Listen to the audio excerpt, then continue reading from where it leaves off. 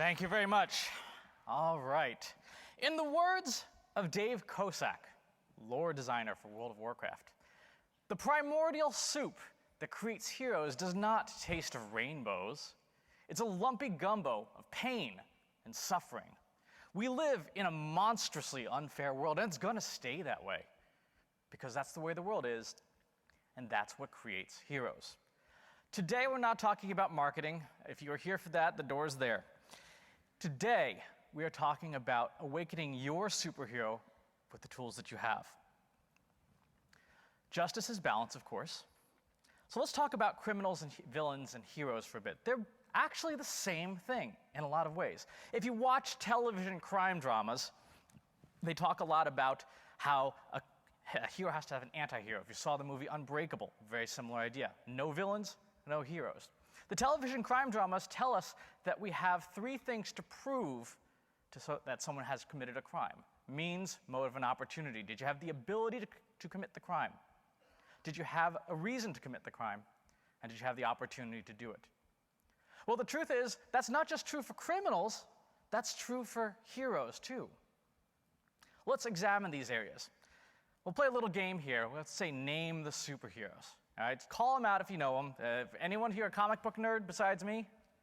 You can admit it, it's okay, good. Can read minds anywhere in the world. Professor X, Professor Xavier. Can alter reality just by projecting his will. Green Lantern, terrible movie, good superhero. Flawless photographic memory and ability to learn instantly. Jean Grey. Endless array of tools and gadgets. We read about these superheroes. We grew up with them. Comic books, movies, movies about the movies, remakes of the movies about movies, because Hollywood can't come up with anything original. But the world around us has changed. The world that created these heroes has changed. Today, you don't need to be Professor Xavier to read minds anywhere in the world. You have these powers, Facebook and Twitter, and the social network of your choice. You don't need to be the Green Lantern, have a ring, and be allergic to a color to change reality. You can blog. There are countless examples of blogs that have changed the world we live in, that have brought down governments or built them up. You don't need to be a flawless photographic memory expert. You have the sum total of human knowledge in digital form, publicly available anyway, the NSA has their own, in your pocket, right? Think about that for a second. All of the publicly available digital knowledge is in your pocket. You are walking around with a library that the Library of Alexandria would have paled by comparison. An endless array of tools and gadgets. Of course, you have these phones. And they're impacting not just the digital world, but the physical world too. This is a fun little app called Stud Finder. It's not what you think. It uses the iPhone's magnets to detect when you run over a wall whether there's nails in it, so you can find studs in your house. These phones, these devices are impacting the reality around us, the physicality around us. 50 years ago, what this thing can do would have been in a comic book. This one here says, "Fantastic, the world at my doorstep." The world's in your pocket now. Our technology gives us superhero powers.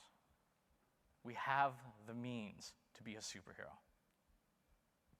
We'll skip past motive for a moment and talk about opportunity. Are there opportunities to be a superhero? Well, yes, we live in a monstrously unfair world. And here's a couple of examples. This is a package of software that was created by Kenyan developers in 2007 as a result of unfair elections. And they just wanted to report where there was misbehavior, where there were polling irregularities. We could have used it in America not too long ago. But they open sourced it. They said, rather than just collecting data about SMS and Twitter and things like that about the elections, let's throw it out there to the world and see what happens. And they did. It's called Ushahidi, which means witness or testimony in Swahili. This has been repurposed so many times for so many different uses. The city of Washington, D.C. downloaded it and deployed it to tell you where plowing ended up and done during a major snowstorm. This example here is Haiti, after the earthquake. Volunteers set this up and were collecting tweets and text messages to let people know where dangers were after the earthquake and where you could find the basic necessities. You can download this software and install it on your website today and just have it sort of laying in the background in a folder. And if there's a disaster in your city, if there's a problem, you can turn it on, step up, lead, and build your community and save your community just with this package of open source software. This is a movement called Be More Heroic. Crowdsourced, crowd-funded, crowd everything to stop bullying. 10 years ago, this would have been impossible. It would have been a mandate from the Department of Education, but it's too slow. So this movement came together to say, let's teach kids that the antidote to bullying, the antidote to evil, is to be more heroic. It's a fantastic campaign. Check it out if you can. A couple of personal examples. In 2007, a friend in our podcasting community had a tragedy befall his family. His 16-year-old niece ran away from her mom, possibly went to Florida, and disappeared. She had met a 38-year-old boyfriend on the internet, on MySpace, which was still relevant at the time. He and his family went to the authorities. They said, she's missing, we need some help. The authorities said, well, kids disappear all the time. If she's not back in a week, she's not coming back. Sorry, not much we can do. Oh, and we think she crossed the state line, so we're not even going to try because our jurisdiction ends at the state line. So my friend approached the podcasting community and said, this is unacceptable. I can't just give up. What can we do? So a few of us, outbound marketers, went out, found this girl's MySpace profile, and spammed every one of her friends. Have you seen her? Where is she? Have you had any hints? Found out she got a bus ticket somewhere. Where is she going? We think maybe 1 or 2 cities in Florida. Loaded up the city of, I think it was Coral Gables, Florida, on MySpace. Spammed all of them. Said, have you seen this girl? She's missing. What the authorities couldn't do in 3 weeks, we found her in 48 hours. 72 hours later, the SWAT team came knocking on the door with a battering ram. That'll wake you up. And 2 weeks later, she was home with her family. This is the power that this stuff gives you the ability to do. It's not just about selling crap, it's about saving lives or changing lives for the better. I used to do a podcast called the Financial Aid Podcast. Talk about the most boring podcast you could possibly imagine. And not only was it boring, but I did 937 episodes of it once a day, every day for 5 years. But it wasn't just some guy, sitting at a desk talking to a microphone for fun. It actually had an impact. A year after I left the job I was doing that, or more accurately, it left me, I got an email from a guy who said, hey, I just want to let you know that my daughter is graduating from Western Illinois University this May. She's graduating a year early, and she's graduating debt-free. As a guy who never went to college, a lot of hard work and a lot of credits, she got out. So one person sitting at their desk, toying around with a microphone, trying out this whole podcast thing, gave someone else the ability to go to college without graduating with $100,000 in debt. You have that power to create the same kind of content. Opportunity is waiting for you out there right now. There are opportunities right now. How many people have Twitter open right now? Okay, good. Go open the search window. I want you to search for one phrase. I just want the pain to stop. Search right now. I'll wait.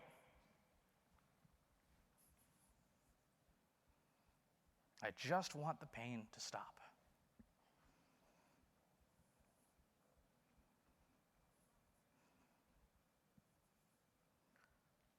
Look around. This is your community. These are your people. This is your tribe. And there are people online right now saying to the world, I just want the pain to stop. You don't have to be a hero to 1 million people. You don't have to try and lift the Brooklyn Bridge. All you have to do is ask somebody, hey, are you okay? You're not alone. You can change the world. You can be a hero. You've just done it. You've identified opportunities. They are waiting in the palm of your hand. Heroes are born from darkness because we desperately need someone to light the way. You are holding that opportunity to light the way for someone. And like I said, it doesn't have to be 1 million people. If you are a parent, all you really would care about is if someone lit the way for your child, if they were lost and they couldn't get to you, right? So you have the means. You have the opportunity. It's waiting in your hand.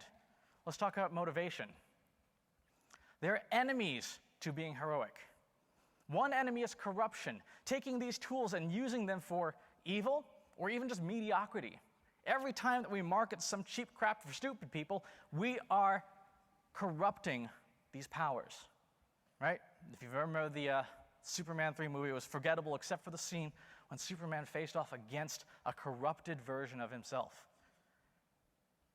We use these tools for uses other than they're intended for. They are corrupted. We can restore them. It's an antidote. More dangerous is apathy. This is an incredibly dangerous enemy of being heroic. Oh, it's just Twitter. Oh, it's just Facebook. Oh, it's just a phone. Oh, it's a phone that was expensive. Right? Imagine if Clark Kent had decided, I don't really need to go save the world. I'll just stay here in the wheat fields and just farm, right? I can push the tractor a little faster than anyone else. That's apathy. And that's so dangerous because it's what prevents us from believing in ourselves and from awakening our inner superhero to say, look, I can go save somebody. I can go help somebody. I can go do something of merit. Apathy is the enemy. The enemy is cynicism. This is probably the most insidious of all. This is the voice that says, I can't do that. This is the voice that says, I'm not a hero. I'm a marketing guy. I got to go sell crap to stupid people. No, you're more than that, if you want to be. This is saying, I don't believe this stuff works. Even though the evidence is right there in front of you, you're holding it in your hand, the evidence is in front of you. Cynicism says, doesn't really work. Beware of these three enemies as you approach the potential of your superhero powers. You have the means. You have the opportunity. Do you have the motivation? Are you ready to awaken your superhero? Thank you very much.